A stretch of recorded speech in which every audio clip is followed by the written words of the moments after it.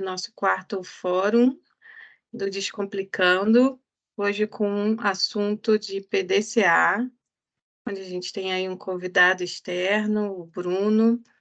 Estou muito contente aí com a presença de vocês, informando a todos, então, que a gente está fazendo a gravação também para que a gente possa depois divulgar nas nossas redes internas aqui da Dentsply Sirona, e também a gente depois compartilha ali no LinkedIn para quem quiser depois acompanhar, né, os nossos eventos.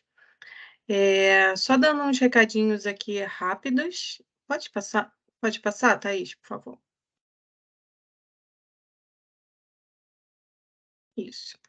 Então, esclarecendo para todo mundo, né, esse evento aqui é conduzido pela equipe da Dentsply Sirona, pela área de qualidade. Eu sou a Tatiana, gerente de qualidade da Latam, da Dentsply Sirona. Os nossos encontros, eles são mensais, com a duração de 1 hora e meia. Peço desculpas para vocês que hoje o convite está até 8h30, agora que eu me dei conta disso, mas geralmente os encontros acontecem entre 1 hora, e aí a gente abre para perguntas ou interação, tá bom? Os encontros acontecem em português e espanhol. A gente também está buscando aí alguns speakers em inglês, então já também no finalzinho a gente vai estar dando uma introdução para vocês, que o do mês que vem vai ser em espanhol, tá bom? E os encontros serão gravados, como eu já comentei, que a gente disponibiliza nas redes da Dentsply e no LinkedIn. Pode passar, por favor. Se vocês tiverem algumas sugestões de temas, vocês podem estar enviando para esse e-mail. Se alguém quiser fazer aí o print de tela, ou a gente compartilha aqui no chat o e-mail. A gente já tem uma programação para os próximos 2 meses, mas se alguém tiver alguma sugestão de temas, podem estar compartilhando com a gente nesse e-mail, tá bom? Pode passar. Outro recadinho, a gente está enviando os convites para as pessoas que já participaram dos eventos que eles iniciaram em janeiro. Então, a gente está compartilhando essas pessoas que em algum momento, né, demonstraram interesse em participar desde janeiro, né? Então, a gente está replicando aí essa lista de convidados, mas você pode ficar despreocupado se você não quiser, não quiser mais comparecer, né? Não tiver interesse nos workshops, você pode declinar do convite. E, ao contrário, também pode acontecer. Se você quiser compartilhar com alguma pessoa, você pode estar compartilhando o convite, tá bom? Pode passar.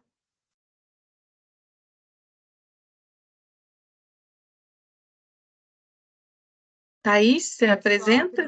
Primeiro aí, boa tarde. Tá. Quero agradecer o Bruno e quero agradecer a presença de todos. O nosso quarto encontro é sobre a metodologia PDCA. E para isso aí contamos aí com a participação do Bruno Vasques. O nosso objetivo principal aqui é transferir e agregar um pouco de conhecimento para vocês. E eu espero muito que vocês gostem.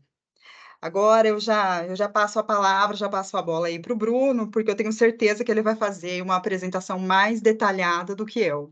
Bruno? Obrigado, Thaís. Obrigado, Tatiana. Obrigado aí por todos aí que conseguiram comparecer para esse nosso encontro. É um prazer estar aqui com vocês. Agradeço muito o convite mais uma vez. Eu sou o Bruno Vasques, sou engenheiro de produção por formação. Estou me especializando aí na área de controle e planejamento de controle da produção, e uma pós-graduação meio bizarra aqui que eu coloquei no meu currículo, que eu decidi fazer para me ajudar nas questões de liderança, e vai ser a primeira de mais algumas nessa área, que é uma pós também em psicanálise. Então, eu vou ver o que vai dar um engenheiro psicanalista, né? Eu tenho aí 10 anos de experiência na indústria, foi aí a minha passagem profissional antes de eu abrir o meu próprio negócio, que é a Lean Start, e hoje aí sou responsável pela maior página dedicada ao Lean do Brasil no LinkedIn. Esse daí sou eu, e espero aí que vocês aproveitem bastante esse nosso bate-papo de hoje. Thaís, posso colocar minha apresentação aqui na tela? Pode ser? Pode sim, Bruno. Que às vezes eu costumo passar o mouse por cima das coisas e aí fica mais fácil para eu usar aqui. Já estão vendo minha tela aí? Sim. Maravilha. Então, como foi adiantado aí para vocês, hoje nós vamos bater um papo aí sobre o PDCA.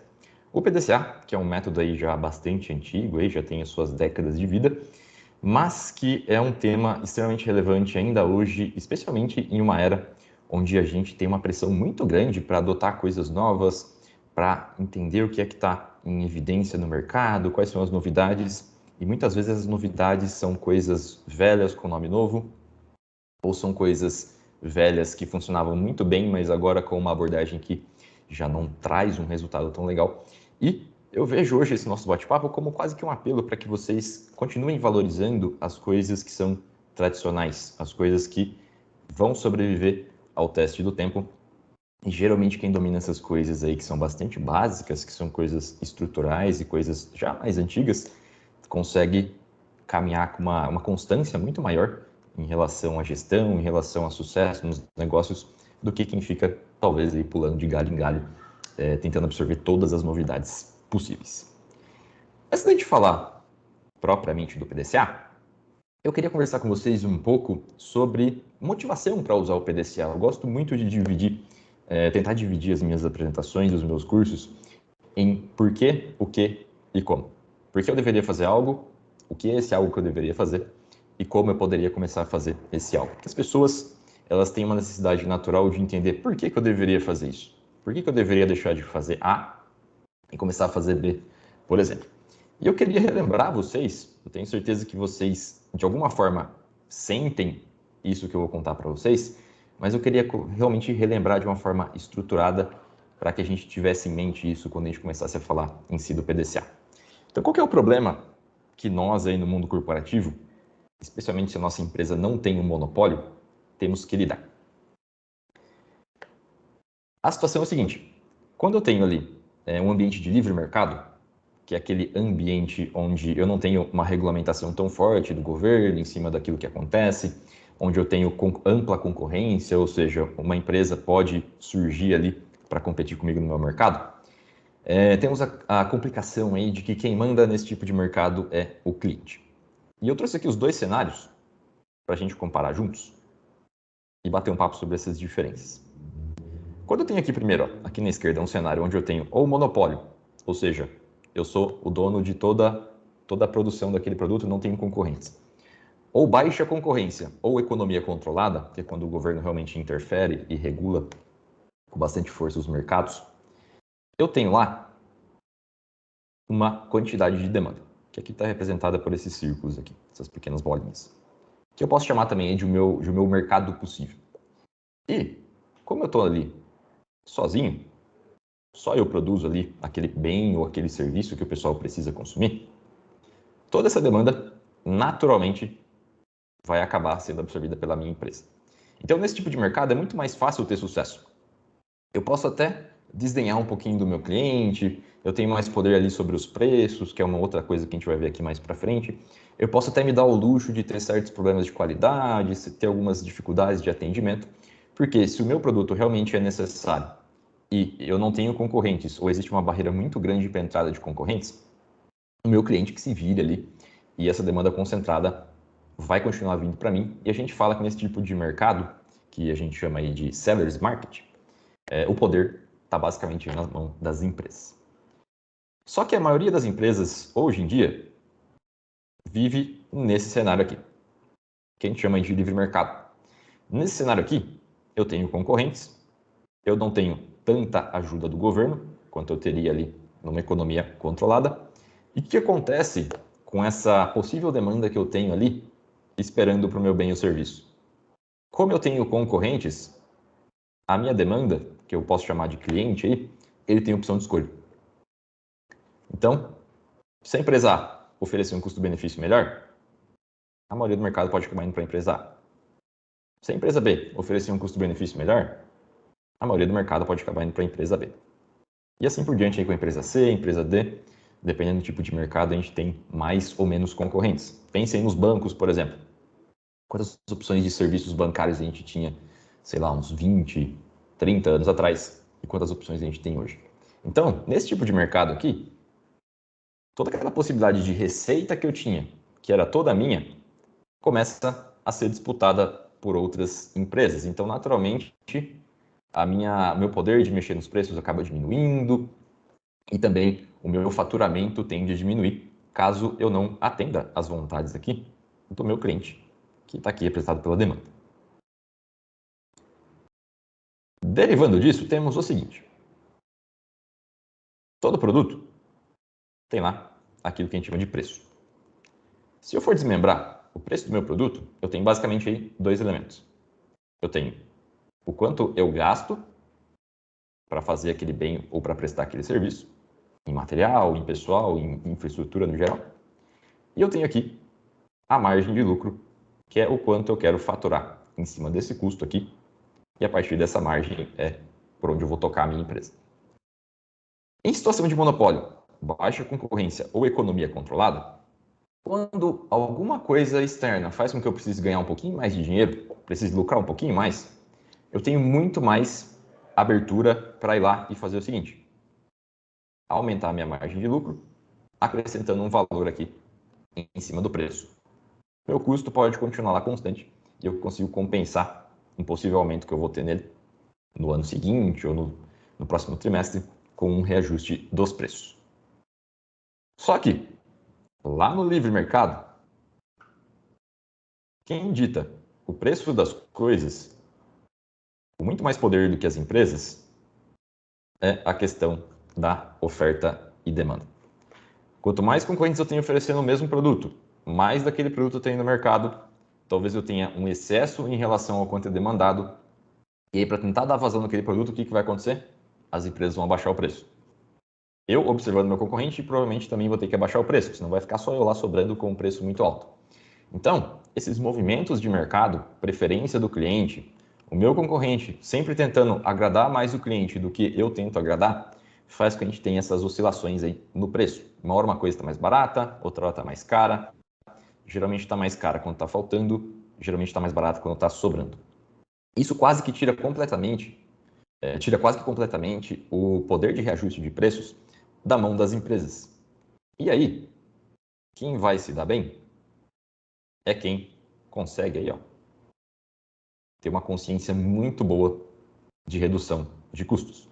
Então, em livre mercado, o meu preço é basicamente dado aí pelas relações de mercado. Eu não consigo ficar fazendo reajustes tão significativos para consertar os meus problemas aí de faturamento. Quanto mais concorrente eu tenho dentro de um mercado, maior eu tenho essa pressão de oferta e demanda, menor é a minha margem de lucro. É por isso que o pessoal tenta sempre, aí, quase que sempre, entrar em um mercado no momento em que ele está começando, enquanto ainda não tem muita disputa, porque ainda dá para ter uma margem mais espessa ali. Começou a entrar concorrente, eu sou obrigado a entrar nessas guerras de preço e eu começo a ter problemas no meu faturamento. E dentro dessa parcela aqui, que a gente chama de custo, dá para a gente abrir aí em mais 4 tipos de coisas que eu tenho dentro do custo. Eu tenho os meus custos necessários, que é realmente o mínimo do mínimo que eu preciso colocar de dinheiro para gerar o meu bem ou prestar o meu serviço. Mas eu também tenho 3 outros custos aqui, que são variação de processo, sobrecarga em recursos e desperdício de recursos, que são aí bastante famosos da ideia do Lean e da ideia do Kaizen. Esses caras aqui são 3 custos desnecessários que surgem basicamente daquilo que eu acredito como sendo mais eficiente em gestão. Então, a forma como eu organizo minhas equipes, a forma como eu organizo meus layouts, a forma como eu faço gestão dos meus fornecedores, a forma como eu faço as minhas contratações, que eu organizo os meus cargos, a forma como eu faço gestão da qualidade, influencia na quantidade de desperdício, sobrecarga e variação. Então, as empresas que têm essa consciência de custo e têm essa consciência detalhada de que existem esses 3 elementos aqui, além daqueles custos que são realmente necessários, são as empresas que conseguem andar aí na frente do mercado, lucrar até em épocas de crise, sofrem muito menos quando a gente tem aí instabilidade externa e não sofrem tanto com a instabilidade interna.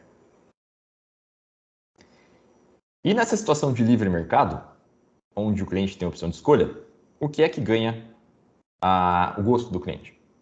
Basicamente 3 elementos. Maior qualidade. Qualidade aqui, entendam aí como se o seu produto, ou no formato de bem ou serviço, faz aquilo que o cliente precisa. E ele vai buscar quem vai entregar essa qualidade com o menor custo e com o menor lead time, que a gente pode considerar como o menor prazo de entrega.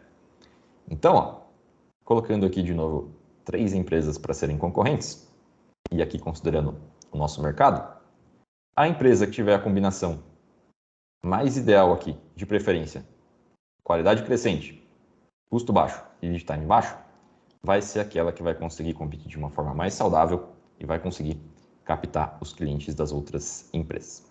E para eu ter a maior qualidade, menor custo e menor lead time, eu basicamente tenho que colocar minha atenção nesses 3 elementos aqui, sempre buscando deixar somente os custos que realmente são necessários. Até um ponto aí, onde eu realmente vou acabar descobrindo nesse meio aqui desses custos necessários, muita coisa aí que vai se tornar também desnecessária. E agora sim, onde que entra aí o nosso amigo PDCA nessa história toda? O PDCA, ele ficou bastante popular aí com esse carinha aqui muito famoso, que é o Sr. William Edwards Deming, que foi um grande consultor de gestão. O pessoal conhece ele mais pela parte da estatística e às vezes compartilha muita informação equivocada sobre ele, mas ele foi, além de estatístico, uma pessoa extremamente versada nas questões de gestão, tinha lá seu doutorado em matemática, fez engenharia elétrica, era uma pessoa muito versada realmente em como pensar em sistemas, em como organizar empresas. E ele fala o seguinte sobre fazer gestão. Qualquer plano racional, por mais simples que seja, é predição. Predição no sentido de tentar prever coisas. E ele continua aqui, ó. Predição acerca de condições, comportamentos, performance das pessoas, procedimentos, equipamentos ou materiais. Então, tudo que eu planejo dentro de uma empresa, toda meta que eu coloco, todo resultado que eu quero chegar, eu estou basicamente tentando prever o futuro. Por mais racional, por mais condizente, por mais palpável que o meu planejamento seja, eu sempre estou tentando prever que todas as variáveis que eu tenho ali dentro da empresa vão se alinhar para entregar aquela meta que eu coloquei e aquele resultado. Claro que, quanto maior o meu horizonte da meta, mais chance eu tenho de errar essas minhas predições. Quanto mais perto ali e mais conhecido aquilo que eu vou fazer no intervalo de espaço-tempo ali, mais eu tenho chance de conseguir acertar. Mas basicamente, para o Deming aqui, ó, fazer gestão significa predizer. Então eu tenho que ter referências teóricas de onde eu quero chegar, como que eu vou fazer, e a partir disso eu preciso começar a experimentar essas previsões que eu estou fazendo, experimentar essas combinações de variáveis que eu tenho dentro dos processos para ver se eu estou conseguindo chegar onde eu quero, se eu vou conseguir, com esses recursos, da forma que eu combinei, entregar aquele resultado.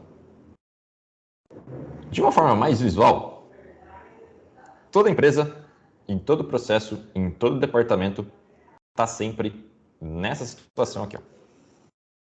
Onde a gente está hoje, aquilo que a gente entrega hoje, e onde a gente, com a nossa tentativa de predizer, onde a gente desenha como aí linha de chegada para um determinado período, para os próximos 5 anos, para os próximos 2 anos. E basicamente o que separa a gente desses 2 estados aqui no espaço-tempo é aquela coisa arada que atormenta a gente todo dia, que a gente chama de problema. Às vezes é problema de qualidade, às vezes é problema financeiro, mas sempre temos aí uma grande camada aqui de impedimentos que separam a gente de onde a gente precisa chegar em resultados. E conforme eu vou tirando esses problemas aqui, enxergando eles aí como oportunidades de Kaizen, ou em outras palavras, oportunidades de melhoria, quanto mais eu vou aproveitando essas oportunidades, mais eu vou removendo esses impedimentos aqui, mais eu vou removendo essas peças aqui que causam essa distância, até que chega um momento que esse resultado que eu quero atingir, ele se torna o resultado onde eu estou agora. E o PDCA entra aí como um passo a passo, como um método. Algumas pessoas chamam ele de ferramenta, mas na verdade ele é um método. Dentro dele eu tenho ali um passo a passo e dentro desse passo a passo eu, aí sim, uso ferramentas adequadas para o objetivo de cada passo. E como fazer gestão? É basicamente tentar prever o futuro. Isso significa que eu tenho que experimentar aquelas coisas que eu planejei e eu tenho que aplicar esses experimentos com o objetivo de remover esses problemas para que eu realmente consiga entregar aquilo que eu planejei. E o PDCA entra aí como esse método, que originalmente, de acordo com as próprias palavras do Deming, era PDSA. Aqui no lugar do C de check, a gente tinha o S de study, de estudar. Mas o intuito ali dessa etapa não muda, só muda ali a nomenclatura. E o PDCA é um ciclo, que eu tenho aí 4 passos. Primeiro passo, planejar. Segundo passo, fazer. Terceiro passo, verificar. E o quarto passo, agir. No meu primeiro passo, a ideia é eu levantar hipóteses, tentar prever o futuro. É a Terra que gira em torno do Sol ou é o Sol que gira em torno da Terra? Eu consigo reduzir meus problemas de qualidade em 10%, 20%? O meu problema de qualidade mais relevante está na linha A, na linha B, na linha C? Eu vou levantar possibilidades relacionadas aos meus problemas. De novo aqui, esses carinhas aqui que separam a gente dessa posição que a gente deseja. E eu vou levantar informação sobre eles para tentar entender o máximo possível o cenário em que eles se manifestam ali e também desenhar uma meta e desenhar quais são as coisas que eu vou experimentar para tentar confirmar essas minhas hipóteses, essas minhas possibilidades. Depois que eu fiz o estudo do problema, definir o que eu vou colocar em prática, definir qual meta eu quero atingir, eu parto aqui para a etapa do fazer, que é onde eu vou pegar o plano de ação, que nasce aqui no finalzinho dessa etapa, e vou lá para a prática testar cada uma dessas contramedidas que eu coloquei no plano de ação, que tem por objetivo eliminar esse problema, mexendo aqui nessa hipótese, e eu vou testar uma por uma para obter os meus resultados. Em seguida, eu vou pegar os meus resultados dessa etapa aqui e vou verificar esses resultados. Vou estudar e aprender esses resultados. Então, eu vou refletir com aquilo que eu obtive da minha execução do plano de ação. E com base no resultado dessa reflexão, eu vou decidir. Se eu tive sucesso, então eu vou atuar para formalizar essas novas práticas que eu coloquei ali na minha etapa do fazer. Se eu não tive sucesso, eu vou testar novas hipóteses, novos experimentos com condições e combinações aí diferentes. Basicamente, essa é a ideia aqui por trás do ciclo PDCA. Percebam aí que ele delimita muito bem qual deve ser o meu foco de atenção para que eu consiga rodar um experimento completo, testar se alguma coisa resolve ali o meu problema e para ver se eu vou conseguir me aproximar mais de onde eu preciso chegar em resultados. Aí sim, dentro de cada uma dessas etapas, eu tenho ferramentas aí, uma variedade enorme de ferramentas que vão me auxiliar a cumprir o objetivo de cada uma dessas etapas. Perceba então que eu tenho um caminho para sair daquilo que eu estou imaginando e testar o caminho para chegar a realizar aquilo que a gente está imaginando aí como gestão. Então, PDCA é aí o nosso passo a passo para organizar experimentos. Falando um pouquinho mais das etapas, no detalhe aqui, ó. A primeira delas, que é a etapa de planejamento, a gente pode considerar aí como sendo a preparação do nosso experimento. A ideia central dessa etapa aqui é pensar no que nós podemos testar. Então, eu vou discutir ali qual o resultado que eu espero atingir. Eu peguei o problema X, peguei a situação X, o resultado é esse, onde eu quero chegar. Eu posso também aí começar a pensar com o que eu vou comparar esse resultado, então desenhar uma linha ali de referência, ó, nós estamos aqui hoje, eu vou comparar aqui com esse resultado desejado lá para o meu futuro, complementando aí o que a gente faz na hora de desenhar o resultado esperado. E nessa etapa também, é a etapa onde eu faço uma seleção aí de qual das oportunidades que eu tenho em relação aí a problemas é aquela que é a mais promissora em termos de ou geração de conhecimento ou geração de lucro ali para o meu negócio. Nessa etapa aqui, acontece uma armadilha muito, muito tradicional, que é o seguinte: nós gostamos de parecer ocupados. Nós gostamos aí de estar em campo, mostrando o trabalho, Talvez realmente por uma necessidade psicológica, às vezes realmente por pressão corporativa. Mas o Deming, ele dá um puxão de orelha aqui, ó. Eu imagino que todo mundo que já teve o mínimo contato com o PDCA já deve ter lidado com esse dilema aqui, ó. E ele fala o seguinte: o início apressado pode ser ineficaz, custoso e frustrante. As pessoas têm uma fraqueza por apressar este passo. Elas não conseguem esperar para entrar em movimento, para estarem ativas, para parecerem ocupadas. Parece que eu vou ganhar tempo diante de um problema se eu partir para a ação. Mas, na verdade, muitas vezes o tanto de retrabalho que eu vou ter lá na frente por não ter compreendido a situação corretamente vai fazer com que eu perca mais tempo do que se eu tivesse me dedicado aqui de uma forma mais precisa, mais adequada nessa etapa de compreensão do meu experimento, de organização do meu experimento. Mas muitas vezes, pressão corporativa e pressão por resultado faz com que a gente tente pular isso daqui, porque parece que a gente não está trabalhando. Mas o sucesso de um experimento com PDCA basicamente se define aqui nessa etapa de compreensão da situação. Então a gente tem que tomar cuidado, tentar encontrar o equilíbrio aí entre o prazo das nossas demandas e a necessidade de fazer aquilo que deve ser feito. Em seguida, na etapa do fazer, temos aí a execução do nosso experimento. É simplesmente executar aquilo que a gente planejou ali no nosso rol de testes, comparações de experimentos, pegar lá o nosso plano de ação e, de preferência em pequena escala, colocar esse plano de ação em prática para ver no que vai dar, para ver como que ele vai afetar aquilo que a gente definiu lá na etapa de plan. Em seguida, a etapa do check, como eu falei para vocês, a princípio ela era nomeada como study, de estudar aí em inglês. E ela é considerada aí como a nossa etapa de aprendizagem do experimento. O que eu vou fazer nela?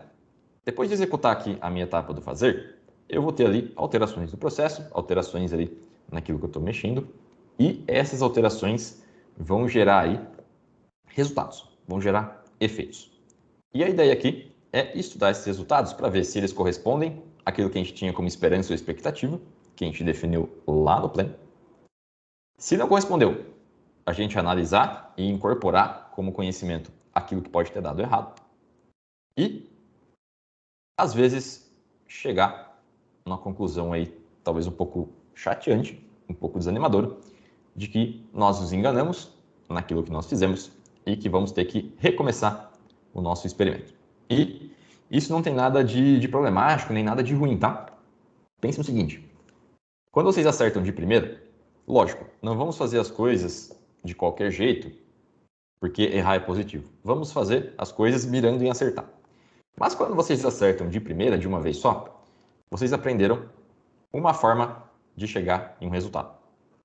Já se vocês derem ali a sorte, entre aspas, de errar umas 5, 6 vezes antes e lá na sexta, sétima vez chegar no resultado, vocês aprenderam uma forma de chegar naquele resultado e outras 5, 6 formas de como não chegar naquele resultado. Então, no final das contas, quando alguma coisa dá errado, a gente sai com mais experiência e mais bagagem do que se a gente tivesse acertado de primeiro. Mas como eu falei para vocês, façam mirando sempre em acertar, tá? Não é para virar ali uma terra sem lei, fazer as coisas de qualquer jeito, porque pode errar. Na verdade, errar pode desde que sejam erros honestos, erros que foram ali consequência da tentativa ali genuína de realmente acertar, criar soluções novas e criar aí coisas novas. E a última etapa, que ela termina um primeiro ciclo e recomeça um novo ciclo com novos objetivos, é a etapa aí do ACT, que a gente pode considerar como sendo a nossa etapa de consolidação de todo o conhecimento que a gente gerou durante esse experimento do PDCA. Então, eu vou tomar alguma atitude com base nos resultados que eu tive aqui na minha etapa do check, os resultados que eu estudei e que eu gerei conhecimento em cima, que vieram das ações que eu executei do meu plano de ação aqui no DO, que derivou, aí esse plano de ação nasceu das minhas primeiras conclusões sobre o problema e das minhas primeiras ideias em relação a como lidar com esse problema. Então, eu vou fazer o seguinte, se o resultado atingiu aquilo que era esperado, eu vou adotar essa mudança. Se eu não atingir o resultado esperado, eu vou ter que decidir entre ou eu descarto esse experimento, troco a prioridade, paro de lidar com esse problema ou com essa situação e escolho uma outra aí que pode ter se tornado mais relevante, ou eu vou seguir com esse mesmo problema que eu estou tentando resolver e vou repetir o ciclo, só que eu vou manipular as minhas variáveis. Então, eu vou mexer nas condições ambientais, vou tentar essa mesma abordagem, uma abordagem parecida, só com pessoas diferentes, vou mudar os materiais, tentar com equipamentos novos, tentar ali com regras diferentes na interação do pessoal, tentar uma abordagem ainda relacionada ao mesmo problema, só que manipulando aquelas minhas variáveis, como se eu quisesse descobrir ali, por exemplo, eu tenho lá o objetivo de fazer um bolo. Só que é um bolo que não existe uma receita pronta para ele ainda. Eu sei que às vezes eu tenho que colocar pelo menos farinha, ovo, mas eu não sei direito o tempo de cozimento, então eu tenho que fazer experimentos, mexer nessas variáveis ali, temperatura do forno, quanto tempo vou deixar no forno, até que eu chegue ali no meu resultado. Já que, como o Demi coloca ali muito sabiamente lá no começo, fazer gestão é tentar prever o futuro, é desenhar uma referência de futuro e fazer experimentos para tentar tornar esse futuro realidade, ou perceber que não era aquilo que a gente deveria buscar e descartar e fazer um novo desenho. E a gente vai repetindo esses ciclos aí dentro do negócio. Agora, eu queria dividir com vocês algumas formas aí que a gente pode usar para aplicar o PDCA. Essa forma aqui é uma que eu uso aqui na minha empresa. Gostaria de usar com mais disciplina. No começo eu usava bastante, depois eu teve uma fase que eu acabei me perdendo. E agora eu tenho retomado isso aqui porque funcionava muito bem.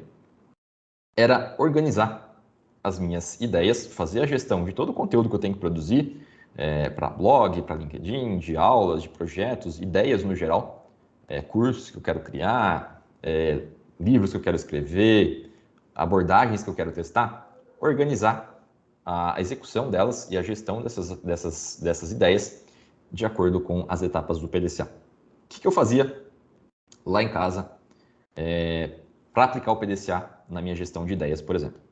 Eu tinha lá 5 colunas numa cartolina lá na parede de casa. Eu tinha a primeira coluna banco de ideias, a segunda o P, a terceira o D, a quarta o C, a quinta o A e aqui no final eu colocava ali uma coluninha ali de concluídos. O que eu fazia? No banco de ideias, toda vez que surgia uma possível demanda ou uma demanda real ou uma ideia para explorar no futuro, eu anotava num post-it e colava aqui nessa coluna. Anotava lá a data que surgiu a ideia, colocava alguma informação importante, mínima ali, página de livro, link ali que eu tinha que procurar, e colocava aqui. Todo início de semana, eu olhava esse banco de ideias e planejava o que é que eu ia puxar aqui para a etapa de planejamento. Aí eu selecionava aquilo que eu deveria fazer, puxava aqui para a etapa de planejamento, e nessa etapa aqui, eu organizava quais recursos eu preciso, quais livros eu preciso, quais vídeos eu tenho que assistir, quais vídeos eu teria que editar, como que eu vou editar, o que eu vou usar, que software que eu vou usar, com quem que eu preciso conversar. Eu fazia todo ali o planejamento, o levantamento ali, quase que um checklist de tudo o que eu precisava para começar a executar essa ideia. Depois, eu transferi ela aqui, terminado o planejamento, transferi ela aqui para a coluna do D. Aqui, era basicamente uma sinalização para mim, ó, isso daqui está em execução. Isso daqui está realmente sendo aí desenvolvido. Depois de executado, eu trazia a ideia aqui para o check, para a parte onde eu ia estudar os resultados. Então eu tinha algum critério, definia algum critério na etapa de planejamento para dizer que aquela ideia foi concluída de uma forma bem sucedida ou não. E eu deixava ela aqui, enquanto eu aguardava os resultados para conferir. Se aquela postagem teve bastante engajamento, se o pessoal gostou daquele curso, se a aula ficou bem editada, se o texto ficou legal, eu deixava aqui. Depois que esses critérios eram cumpridos, aí eu trazia ela aqui para a fase do ACT para decidir se eu tinha aí que padronizar alguma coisa, se eu tinha que gerar algum relatório em cima daquilo, gerar algum registro, ou se eu tinha que retornar essa ideia lá, por exemplo, para a execução ou para o planejamento, porque aqui no check eu conferi que ela não deu os resultados. E nisso, eu ia populando esse meu fluxo. Lá na sexta-feira, geralmente eu tentava fazer um fechamentinho aqui para acompanhar a situação do quadro, para ver o que tinha ficado em atraso, se eu deveria já começar a puxar mais alguma coisa do banco de ideias para a próxima semana já entrar direto no plano, e eu ia fazendo esse ciclo. para tentar manter a gestão da Lean Start ali em dia. Então, essa é uma forma de usar o PDCA para fazer gestão aí de ideias e de demandas de trabalho. Outra coisa legal que dá para aproveitar desse tipo de estruturação aqui é delimitar o assunto das reuniões. Já que o PDCA é um método para fazer gestão, fazer esses experimentos, eu posso manter o foco do pessoal combinando o seguinte, ó. Essa reunião é para tratar do tema ABC. Essa reunião que a gente vai ter hoje é para falar de planejamento em relação ao tema ABC. Então a gente vai explorar o tema, entender o tema, definir uma meta sobre ele e definir um plano de ação. A gente não vai falar de execução, a gente não vai falar de conferir resultados, a gente não vai agir. Então o foco da reunião é o planejamento dessa demanda que a gente tem que entregar. Aí depois marca lá para reunir o pessoal para fazer execução, para ir na área, fazer as mudanças que têm que ser feitas. Depois, uma outra reunião para conferir resultado. Nessa reunião, a gente só vai falar de resultado. E, em seguida, uma última reunião, só para tomar as decisões ali de o que fazer com esses resultados que a gente teve. Porque é muito comum que nas reuniões a gente perca muito foco. A gente veio para definir uma meta, mas a gente está lá falando da execução, se distraindo com conferência de resultados, se distraindo às vezes até com ação dentro do campo, e a gente não foca naquilo que é, por exemplo, o tema daquela reunião, que seria definir, compreender o problema e definir uma meta. Então, uma outra forma aí de aproveitar esse tipo de quadro. Vou até para colocar gráficos aqui, ó, e fazer aquelas reuniões que a gente faz, reuniões rápidas, em volta de um quadro desse tipo. Então, usar o quadro aqui é uma maneira de incorporar o PDCA na rotina do dia a dia. Outro uso do PDCA se dá aí na forma daquilo que a gente chama de resolução de problemas. Alguns conhecem e tratam como MASP, método de análise e solução de problemas, outros como 8D. Na Toyota o pessoal chama de TBP, Toyota Business Practice, mas no final é tudo a mesma coisa, tá? A ideia é o seguinte: toda vez que eu tenho um processo, ele tem um resultado esperado e eu padronizo ele de forma a tentar controlar as variáveis de maneira a garantir que, se elas estiverem controladas, aquele resultado vai se repetir na maioria do tempo. Então eu tenho um processo ali controlado e previsível. Só que, volta e meia, como existem muitas variáveis no dia a dia, alguma coisa sai do controle, perturba aquele processo e aí ele tem um desvio naquele resultado que ele estava acostumado a entregar ali, quase como um reloginho, todo dia. E aí eu falo que eu tenho um problema. E como que eu resolvo esses problemas? Resolvo também usando o PDCA. E esse método aqui, ó, que no MASP vai ser a mesma coisa, é o método que a Toyota usa, o Toyota Business Practice, que ele nada mais é do que uma representação do PDCA.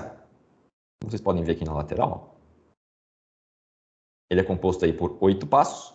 Cada um desses passos é executado aí e gerenciado dentro de alguma das etapas, de alguma etapa do PDCA. Então, os primeiros aí 5 passos, que eu tenho que esclarecer o problema, desmembrar o problema, definir uma meta, localizar o ponto de causa, fazer análise de causa raiz e definir as contramedidas, são todos aqui na etapa de pleno. E percebam aquilo que eu comentei com vocês, ó. Olha o tamanho da etapa de pleno versus as outras 3 etapas aí. E aí, em seguida, eu vou executar as minhas contramedidas para tentar eliminar a raiz do problema, vou estudar os resultados, se deu certo eu padronizo, se não deu, eu corrijo a rota, volto aqui, complemento os meus estudos, até que eu elimine aquele problema e eu devolva o meu processo ali para o patamar de performance que era desejado dele. E aí, dentro de cada uma dessas etapas, eu tenho ferramentas aí dedicadas para isso. Por exemplo, quando eu quero esclarecer o problema, eu posso usar o gráfico de barras, posso usar Pareto, folha de verificação, posso usar ali cartas de controle. Para desmembrar o problema, eu posso usar o 5W2H, ali com o objetivo de segmentar as minhas informações. Para definir uma meta, eu posso usar a abordagem do SMART. Para localizar o ponto de causa, mapeamento de processos.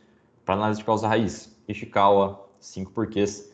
Percebam aí que o PDCA é o passo a passo genérico e dentro de cada passo eu tenho ferramentas que vão ser mais úteis ou menos úteis de acordo com o objetivo daquele passo. Então essas ferramentas que eu comentei com vocês são ferramentas muito úteis para etapa de planejamento. Quando eu entro na etapa de execução aqui, ó, eu posso criar mini PDCAs para cada ação do meu plano de ação e dentro deles aí executar as ações que eu tenho. Para avaliar resultados e aprender, eu vou usar de novo Pareto, carta de controle, para acompanhar se eu realmente afetei aquilo que eu defini aqui em cima como um problema. E assim por diante. Essa aqui então é uma outra forma de usar o PDCA. Inclusive, isso daqui pode ser usado dentro aqui da execução de alguma das ideias, algumas das demandas que vocês têm. Então, é muito comum que vocês tenham camadas de PDCA. Eu tenho lá um PDCA mãe, ou PDCA pai, por exemplo, e eu tenho vários PDCAs filhotinhos ali, que correspondem a alguma coisa que está acontecendo dentro daquele PDCA pai ou mãe ali. Então, eu vou ter ali essas camadas como se fosse uma cebola mesmo, onde eu tenho um PDCA amarrado no outro, já que o PDCA é o método geral em si para eu fazer a gestão de qualquer coisa. Então, dentro do plano de ação, eu tenho lá 5 ações, eu posso abrir um PDCA filhote ali para cada uma daquelas ações, para que eu pegue aquela ação, por exemplo, a ação seja ali, tratar medidas com o fornecedor A. Aí eu pego aquela ação e vou rodar um PDCA dentro dela. O que eu tenho que planejar para executar essa ação? Em seguida executar, em seguida conferir o resultado dela, estudar o resultado e, por último, agir de acordo com o resultado que eu tive. Então, é comum que a gente tenha aí essas interdependências, essas camadas aí de ciclos PDCA. E uma das formas que ficou famosa aí bastante por causa da Toyota, de também organizar o PDCA, é o relatório A3. O relatório A3 é um papel aí, uma folha de papel do tamanho A3, que tem por objetivo padronizar a linguagem para falar sobre problemas e para apresentar projetos dentro da empresa. Ele garante aí basicamente essas duas coisas, que eu vou ter uma linguagem comum, então todo mundo vai se entender o máximo possível, e depois que, por eu ter um espaço delimitado para trabalhar, as pessoas vão acabar desenvolvendo a habilidade de realmente filtrar somente informação que é relevante e não ficar ali uma apresentação prolixa, né? Aquela apresentação enrolada que o pessoal fica dando volta e enche de informação complementar. E o relatório A3 nada mais é do que o PDCA. Então essas 4 primeiras etapas aqui correspondem ao plano. Do comecinho dessa etapa aqui até aqui eu tenho o do, em seguida o check, em seguida o act. Ele é basicamente uma forma de eu pegar esses 8 passos aqui desse meu funil de resolução de problemas e encaixar ele numa folha para que eu conte a história sobre o problema. Tem os senseis lá que dizem que se eu tenho que explicar o meu A3, basicamente é porque ele ainda tem alguma coisa para ser melhorada, já que o A3 tem que contar ali a história do meu problema. Essas aí, então, são formas bastante típicas, formas bastante estruturais, formas aí de usar o PDCA que são realmente de fundamentos, coisas aí que a gente usa rotineiramente ou deveria começar a buscar usar rotineiramente para poder sobreviver naquele mercado que a gente viu, onde a gente tem que ter um foco muito maior na questão dos custos. E por último, eu queria dividir com vocês o seguinte. Tudo isso que a gente conversou é fácil de ser feito se a gente conseguir saber qual que é a mágica que a gente faz para lidar com as pessoas. Tudo isso que a gente vai ver, tudo que a gente viu, na verdade, é executado por nós e pelas pessoas das nossas equipes, nossos colegas de trabalho. Então, não adianta a gente saber nenhuma dessas coisas aqui, que é tudo muito bonito, ó, quadro bonito, um ciclo legal, bem estruturado. Tenho aqui esse funil, esse diagrama explicando como é que faz. Tudo isso daqui não serve para nada se as pessoas não quiserem se envolver com essas coisas. E como vocês sabem, é muito, muito difícil incorporar coisas novas aí na nossa rotina. Porque o nosso cérebro quer economizar energia, tem ali as questões de sobrevivência e tudo mais. Mas existe aí uma coisa que a gente chama aí de equação da formação dos hábitos, que foi lá desenhada ali pelo Fogg, que é um cara que estuda a formação de hábitos aí, estuda a criação também de produtos que gerem hábitos. E ele chegou aí na seguinte estrutura. Para que uma pessoa execute alguma coisa, que ele vai chamar de comportamento, em inglês o B de behavior, que está aqui, precisa que 3 elementos estejam presentes. Primeiro, motivação, que é o M. A habilidade, que aqui está com A por causa do inglês, né? Ability. E o T de gatilho em inglês, que é trigger, que seria aí o último elemento. Quando eu tenho motivação para fazer alguma coisa, a habilidade de fazer aquela coisa e um gatilho que me sinaliza é hora de fazer aquela coisa, eu vou fazer aquilo naturalmente. Exemplo bobo, mas que funciona. Ó. Imagina que vocês estão esperando uma mensagem importante no celular. Essa seria uma motivação para vocês checarem o celular. O celular está perto de vocês e vocês sabem mexer nele. Então vocês têm a habilidade de conferir o celular. Está muito fácil. Está ali na sua frente e você sabe mexer nele. Na hora que fizer o barulhinho que chegou a mensagem, você vai quase que automaticamente pegar o celular para conferir, porque existia um motivo, que era você estar esperando a mensagem, era fácil de fazer, o celular está perto de você e você sabe mexer, e teve ali um disparo sonoro, que foi o gatilho para que você tomasse essa ação. E a gente poderia pegar e transpor essa ideia para as novas atitudes que a gente quer dos nossos times. Se eu quero que o meu time passe a adotar, por exemplo, a gestão através desse quadro, do PDCA, como que eu posso fazer para que isso daqui tenha uma motivação clara para que eles façam um benefício ou algum prejuízo, para que seja fácil de fazer. Então, como é que eu posso fatiar esse pequeno esse novo hábito que eu quero que eles adquiram, em pequenas coisas que eles vão praticar durante um tempo e depois eu vou incrementando outras? Por exemplo, em vez de fazer uma reunião nova ali que dura 20 minutos, vamos combinar lá de toda segunda-feira a gente falar da etapa de planejamento, nossas ideias? Aí daqui 2 semanas vocês incorporam. Agora a gente vai falar de planejamento e de execução. Como que a gente poderia fatiar esses novos comportamentos que a gente quer para que todo mundo tenha a habilidade de executar? E aí depois só vai faltar o gatilho, que seria uma sinalização que mostre para o pessoal que é hora de executar aquela ação. Então, esse finalzinho aqui é mais um lembrete para vocês, importantíssimo, de que nenhuma dessas coisas vai funcionar se a gente não adaptar elas a como funcionam os seres humanos. E essa daqui eu diria para vocês aí que é a estrutura básica para tentar adquirir novos hábitos. Se eu quero começar a fazer exercício físico, eu tenho que deixar ali do lado da minha cama o tênis, a roupa de academia, para na hora que eu levantar, eu estou do lado da roupa. Então a roupa está muito fácil, eu tenho habilidade para colocar aquela roupa. Eu tenho que dar um jeito de deixar o exercício próximo também. Eu tenho que ter motivação, medo de um problema de saúde ou querer ficar mais bonito. Então, tudo aquilo que a gente quer adquirir de novo comportamento na vida pessoal passa por essa equação aqui do B é igual a MAIT. E eu não sei por que a gente deveria tratar diferente dentro da empresa, já que somos as mesmas pessoas dentro de um negócio, temos as mesmas necessidades de aprender coisas novas, de adquirir hábitos novos, e vamos funcionar lá dentro do mesmo jeito biológico que a gente funciona aqui fora. Então, lembre-se, PDCA é a chave para que a gente faça a gestão de uma forma organizada e as pessoas, entender das pessoas, é a chave para que seja possível usar aí o PDCA. Maravilha?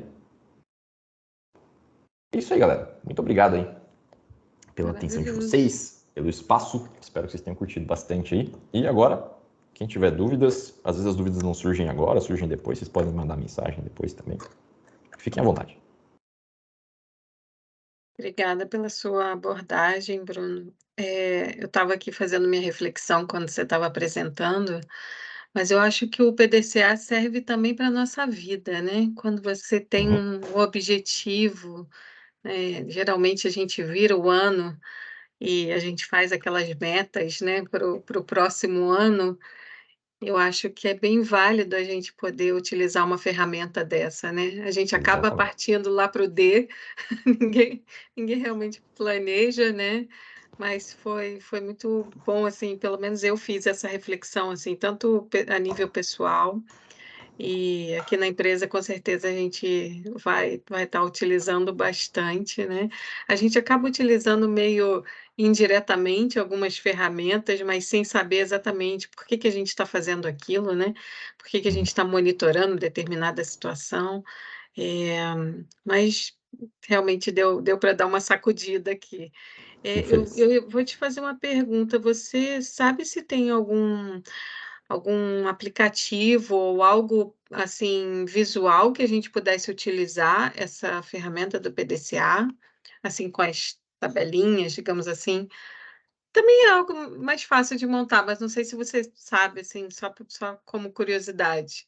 Ó, eu já vi o pessoal usando no Excel, o que não fica Aham, muito bonito, mas que funciona bem também. Já legal. vi o pessoal usando no Miro, dá para usar no Trello. Esse quadro aqui, o Kleber Ah, é comentou aqui. verdade, no A primeira Trello. vez que eu fiz ele fora da parede do meu quarto foi no Trello. E aí eu Legal, conseguia levar para todos os lugares. Dá para legal. fazer no Freeform também, mas o Freeform é só da Apple, então eu acho que não Aham. compensa, não entra aí. Mas qualquer lugar onde você consiga ter um ambiente onde você consiga manipular bloquinhos de informação, dá para improvisar de uma maneira ou outra aí. Isso que vocês estão vendo.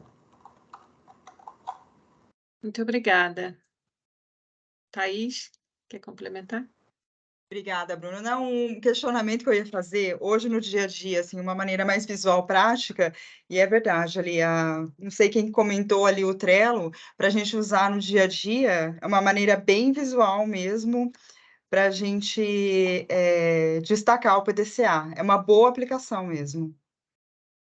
E é bom que dá para vocês acessarem Nossa, assíncronos, né? Não precisa estar todo mundo sim, reunido para ver o quadro. Eu posso acessar em casa, no exatamente, outro horário, editar Legal, alguma coisa, deixar um recadinho lá.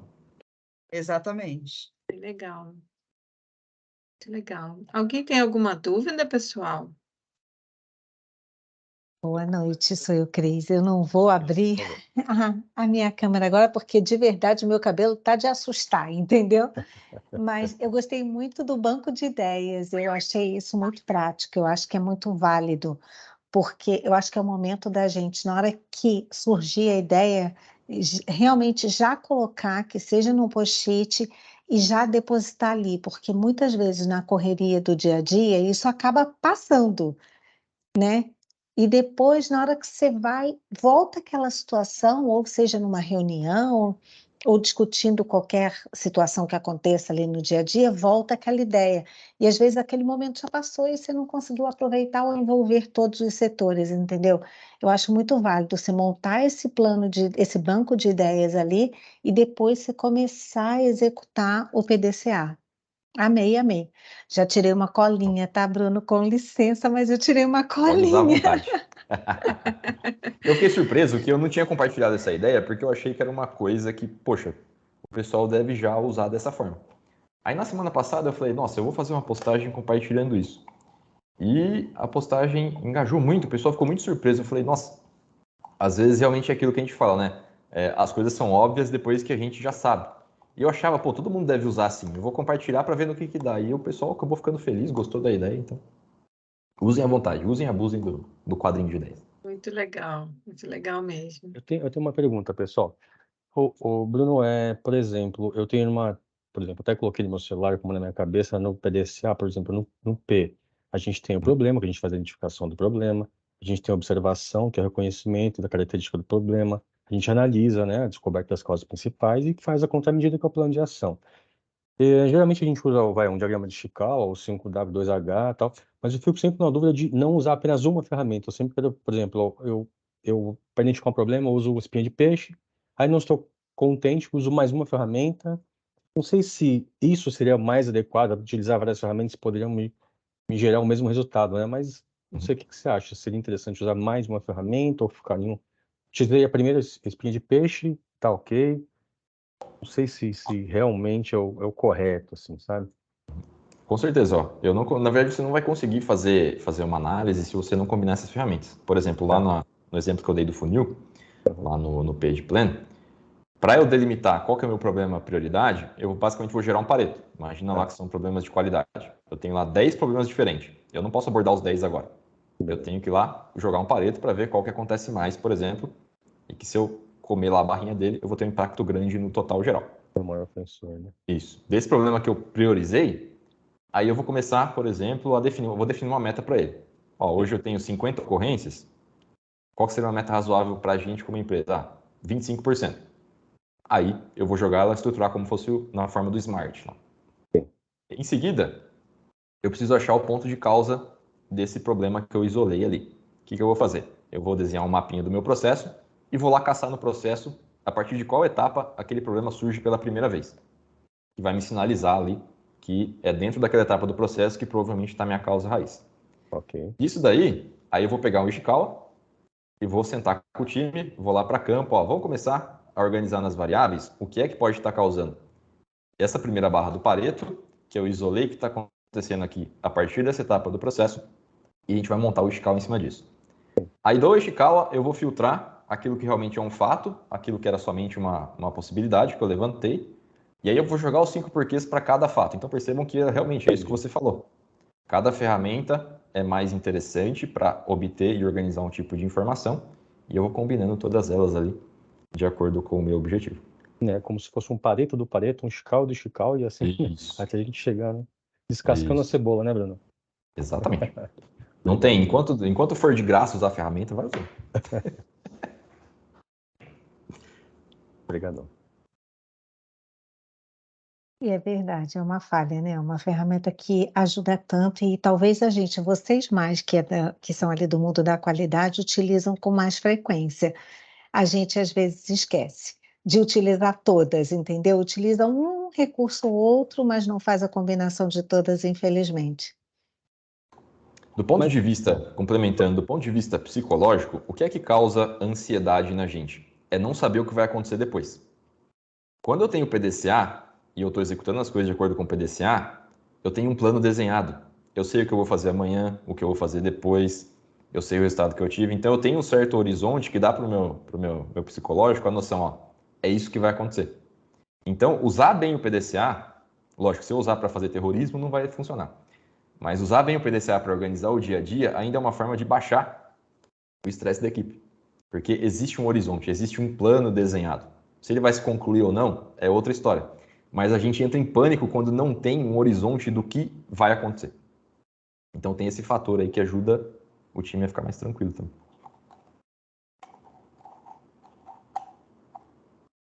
Legal. Para quem é da Dentsply-Sirona, a gente utiliza uma ferramenta aqui de A3 que ela tem uma combinação de algumas ferramentas ali de análise de causa raiz.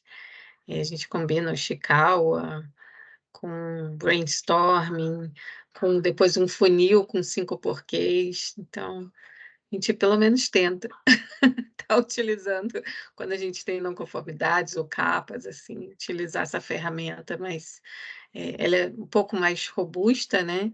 Mas é bem completa, realmente. Quem tiver interesse aí, pode me procurar que eu compartilho aí como é que funciona e a ferramenta, tá bom?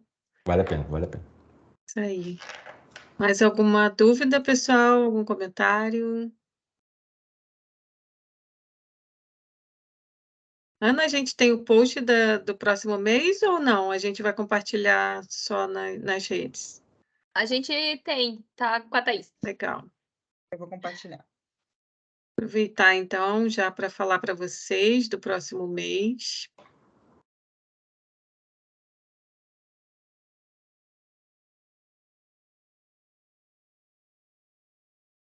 Dia 29 de maio. Cadê? Dia 29 de maio, então, o nosso próximo encontro vai ser sobre Lean Manufacturing, Lean Management. A gente vai ter aí um speaker externo também, o Fernando. Esse evento vai ser em espanhol, então, quem tiver aí interesse, porque a gente tem hoje aqui algumas pessoas também hispanohablantes, então a gente tem feito alguns fóruns aí em português, então mês que vem a gente vai estar fazendo em espanhol, tá bom? A gente vai estar compartilhando aí nas redes, no Yammer, no LinkedIn, fazendo a chamada aí para o próximo mês, tá bom? Queria aproveitar, então, agradecer ao Bruno, foi maravilhoso aí a sua explicação, agradecer seu tempo, sua disponibilidade para poder estar aqui com a gente, comprar essa ideia, né, da gente poder estar se desenvolvendo em conjunto. Te agradeço imensamente aí pelo seu tempo e pelo aprendizado. Muito obrigada. Obrigada, Thaís, também pela Bruno, muito organização. obrigada. Foi um Obrigada prazer. mesmo. Foi excelente. Foi Fiquem à excelente. vontade aí para me procurar sempre que vocês quiserem, bater um papo informal, qualquer coisa. Eu gosto muito aí de trocar Legal. experiência com o pessoal. A Manda gente vai te mensagem, procurar de novo, a para gente faz o deixar. bem bolado. Muito obrigada, Bruno. Obrigada, pessoal. Boa noite. Até a Boa noite próxima. Obrigado, Bruno. Até mês que Obrigado, vem. gente. Obrigado, Tchau, Thaís. Até a tchau. Boa noite. próxima. Obrigada, Obrigada, gente. gente. Beijinho, boa Um noite. abraço. Boa noite. Obrigada. Tchau, tchau. Boa Obrigada. tarde. Tchau, Tchau, tchau. tchau. Boa noite.